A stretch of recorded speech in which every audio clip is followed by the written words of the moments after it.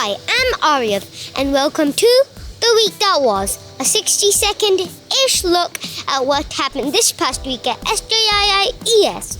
Yumi, start the clock. Thanks, Aryav. Monday the week opened with a shorter day, where we all could be found practicing our diligence and responsibility, helping us with various home-based learning tasks. The virtue of this week, respect.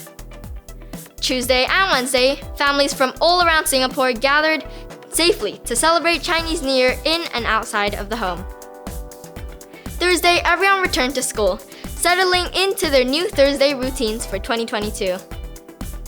Friday, our short week came to a colorful close as the school turned out in many shades of red for our annual Chinese New Year dress-up day. On behalf of the entire The Week That Was team, I'm Yumi, and we'll see you again next time.